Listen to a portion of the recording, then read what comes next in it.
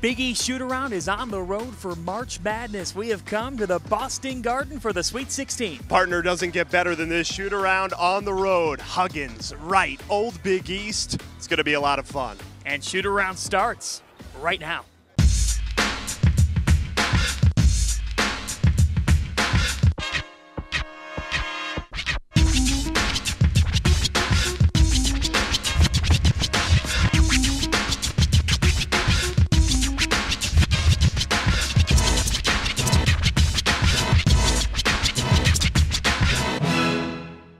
Villanova and West Virginia getting set for tip-off as we are with you here at TD Garden up in the concourse level. Jay, this is quite an interesting matchup because on one side, Jalen Brunson, arguably the nation's best point guard, if not player. On the other side is Press Virginia. Yeah, and you look at what West Virginia has done all year, no matter how good and comfortable you are handling the ball, Jalen Brunson, the best in the country, West Virginia is going to make you work for it. And then, they're not just guards that press you. This is a physical team with some big bodies. It's going to be a test for Villanova, but look, it's a Sweet 16. No matter who you are playing, you are going to be tested this late in March. Jay Wright brought it up. This is a West Virginia team that he thinks has Final Four potential. And the Wildcats talked about that physicality you were referring to, primarily the Big East Freshman of the Year. He'll be banging his way down low, Omari Spellman. The game against Providence definitely helps you prepare for those scrappy teams, but this team's a little bit bigger than Providence, so you got to just go out there and compete and just see what it's like and grow throughout the game and just keep fighting, and try to pull it out in the end. As a big man, do you feel like you've got to set the tone physically? That's something I definitely always want to do for my team and bring that toughness factor and just try to compete at the highest level for my guys, rebound at the highest level for my guys, and just try to help us win as a team as best I can. Everybody on the outside looking in looks at a player like Jalen Brunson and thinks one of the best players in the country, if not the best player in the country. As one of his teammates, what comes to mind when you think about his game? Mentally tough dude, one of the mentally toughest dudes I've ever played with. I mean, he's a killer. I mean, he does everything that he wants to win. I mean, he wants to win. He does everything for the team, and he's a great teammate, a great leader. Became more vocal this year. And he's just a very skilled player. When I think about this Villanova group, one of the unique things about you guys is you have 5 guys that at any time on the floor can put the ball on the floor and take a 3. Have you ever been on a team like this? Nah, not really. I mean, we're a very talented team. We do a great job of sharing the ball with each other, knowing each other, sacrificing our games for each other. Individually, aside from Villanova basketball, do you think personally you're playing the best basketball of your career right now? Yeah, most definitely. My teammates, just keep me confident and finding me. So just makes that ability to go out there and just, play as hard as I can and stay confident in myself. How do you handle the full court press at West Virginia? We strong with the ball, take care of the ball. They're very athletic, getting past the lanes well. Scrappy team, get their hands on a lot of balls and deflections. So just trying to be solid with the ball and make the right play, and don't be tentative against them. The identity of this group, what is Coach Wright's message to you guys going into this weekend? If there's something that he said that maybe sticks out from this week. Stay locked in. Just block out all distractions and outside noise. Stay focused on what we need to do. Focus on West Virginia. Block out all distractions. Just be ready to go. Let's look at the coaching matchup now. Between these two, you've got 4 Final Four appearances and a number of other accolades. What stands out to you about Huggy Bear versus Jay Wright? Look, I think the personalities, just look at the way they dress, John. You're going to have Bob Huggins is wearing the tracksuit as always, and then GQ Jay Wright. And that kind of matches the personality of these two teams. Villanova basketball. They do everything right. Not one hair is out of place for this Villanova team. And then West Virginia, all over the place. They're going to press you. They're going to be physical with you. They take on the personality of their coach, and that's what we love, obviously, about Jay Wright. We get to see it all year. But if I'm going to pick another coach in any other conference who interests me the most, I'm not lying here, it's going to be Bob Huggins. Here's Jay Wright's thoughts on going up against an old Big East rival. Big East rivalry renewed with West Virginia and Bob Huggins. What's it like preparing for a Bob Huggins coach team? Well, as much as he has coached every style you can during his career, which is pretty impressive. But certain things remain consistent. Physical toughness, offensive and defensive rebounding, and great half-court execution. They call them Press Virginia. I don't think they get enough credit for the fact that in their half-court offense, they screen and execute extremely well. The experience that this team has, and your guys are now older, having played in the Final Four, winning it all, how does that help you in big games, big moments like this up here in Boston? The further you go in the NCAA tournament, the more unique every experience is. So to have guys on this team that have played in Sweet 16s before is really valuable. It really is. There's no way you can explain. Once you get to Sweet 16, Final 8, Final 4, you can't really explain that to guys. They got to get in it and feel it. But the fact that Jalen and Mikhail and Booth have been in it is important. But also, Dante and Eric were on the team. You know, they were at the practices. So I think that really helps them. As we talk to the younger guys watch them. Being back in this building, what are some of the memories that coming back in here and walking in here for the first time? You know, it's funny. I don't remember anything except I clearly remember Scotty coming down the court and hitting that shot, and all of us jumping all over each other, and my family coming out on the court. That's really the only thing I remember. And during off time, being able to run around the city of Boston because it was beautiful weather. That's the only two things I remember. We turn to our favorite segment of the show, Shoot-Around Fast Break, and we start in Milwaukee.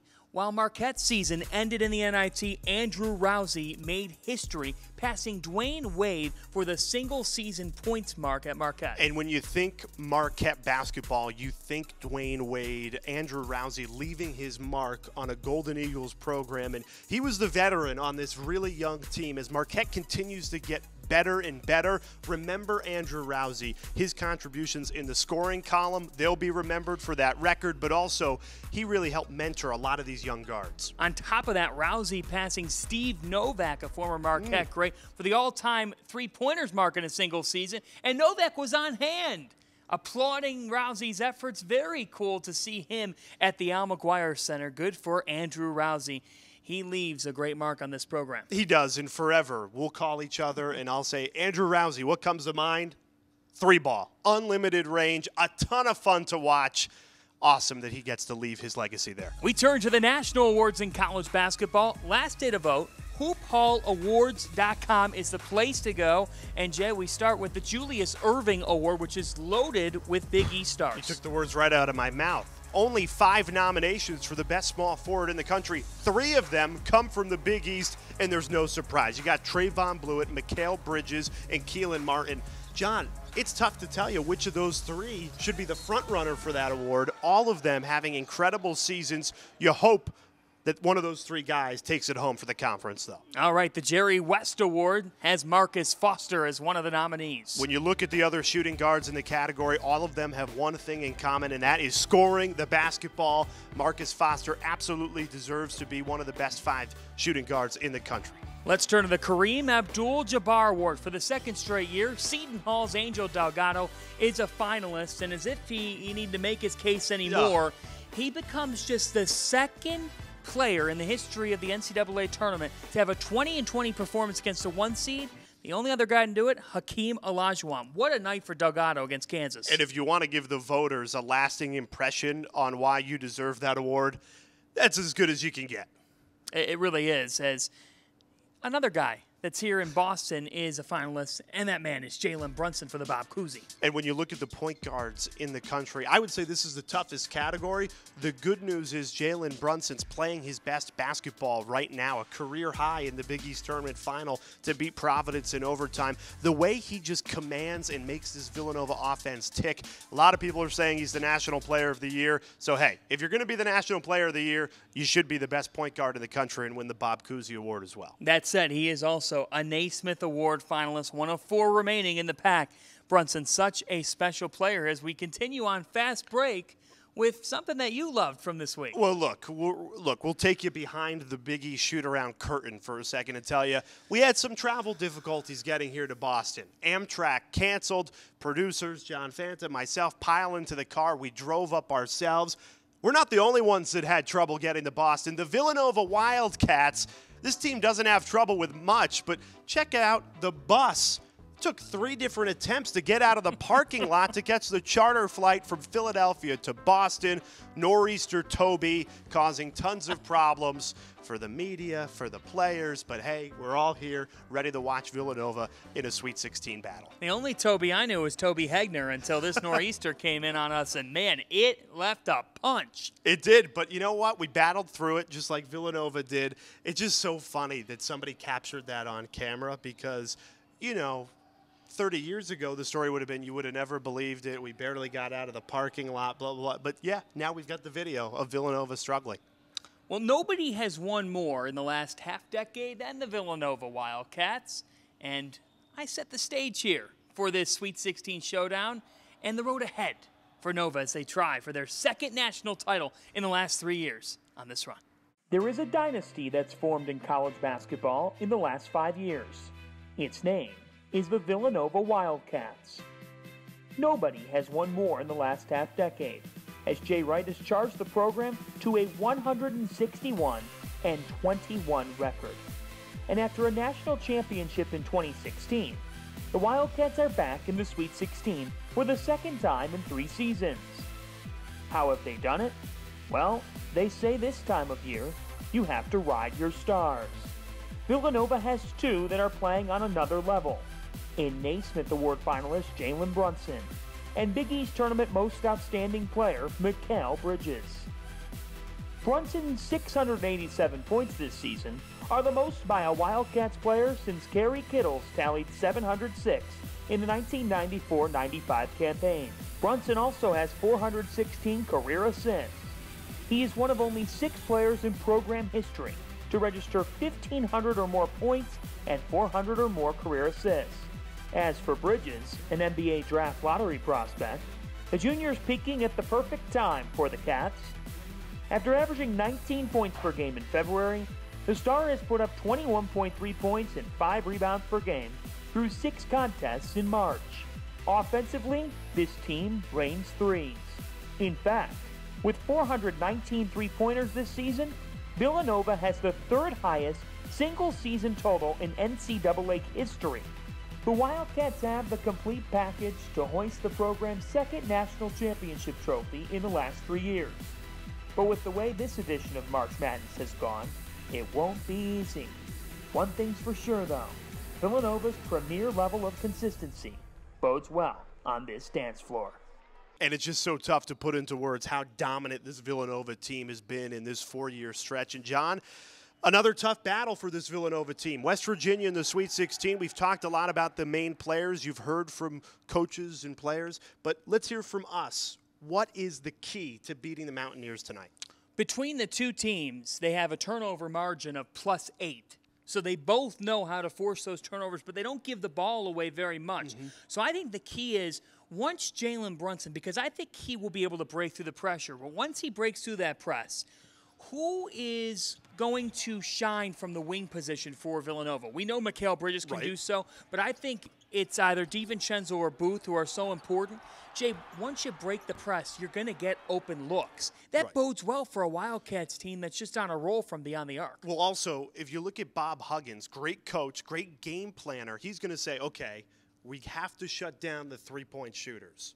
Well, guess what? There's 5 of them. At any given time, no matter what lineup Villanova is playing, they are going to have 5 deep threats on the floor. There's just not much you can do if you're Bob Huggins in West Virginia. If Villanova plays their best basketball, which we've seen the last couple of weeks them do, they will win this game because of the three-point threat. To your point, I think Bob Huggins will say, if I have to shut someone down, it has to be Mikal Bridges. Let someone else try and beat us. But without the press, you wonder, can West Virginia still be successful? And a lot of people would say no. So then in that case, for Villanova, it's to play lockdown half-court defense. Right. They took Alabama out of everything the Crimson Tide like to do with the drives to the hole, with their athleticism. Alabama wasn't a very good shooting team. West Virginia is better than that, but I still think if Villanova gets on the defensive glass and holds West Virginia to one shot, what does that do? It keeps West Virginia from setting up that press. Exactly. Perfect. And defensively for Villanova, you also want to make sure you slow the tempo down a little bit. Sure, Villanova likes to run and gun and make threes in transition, but defensively, you have to make sure you keep them in a half-court offense.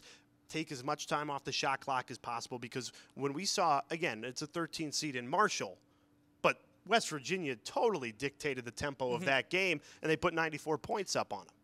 Let's turn to impact players. Who do you have? For West Virginia, the guy that comes off the bench, and he's a spark plug, is Lamont West, 6'7", good size. He can shoot. He was 3 of 7 from beyond the arc in that Marshall win. You look for players playing well at the right time. He has only averaged 10 points a game this season, but he can give a lot more to this West Virginia team. Villanova's just got to be careful that he could be the energizer bunny off the bench that keeps the Mountaineers in this game. And then for me, I'm just fascinated to see how a freshman in Omari Spellman handles such a different matchup to prepare for, because being at 6'10", he's got length. West Virginia runs 3 6'8" guys out there, highlighted by Issa Ahmad, and they don't have necessarily a center, so that's beneficial for Spellman. But how does a big guy factor into this matchup? Does Spellman sit out on the baseline and hit threes? Does he put the ball on the floor? Does he sit down low? We'll see how he handles this pressure. I think Jay Wright would tell you he won't be putting the ball on the floor. They've got other guys that can do that. You know, we played the sound earlier. His job, he told me in the locker room, is just muck this game up, make it a physical game against West Virginia. And really, he's the one player on Villanova that truly can do that, has the size advantage over anybody on West Virginia. That's enough from us. Feel free to tweet at us throughout the game. He's Jay Alter Sports. I'm John_Fanta, and we are at Big East MBB. Tip-off coming up, 7:27 to be exact. It's on TBS with your friend Ian Eagle. He'll have a great call with Jim Spanarkel. It'll be a lot of fun. And if Villanova advances, we are with them the rest of the way. Absolutely. Hopefully taking you all the way up to San Antonio. This Villanova team poised for a deep run. Enjoy the game, Shootaround fans, and we'll be with you after with full post-game coverage from the Boston Garden.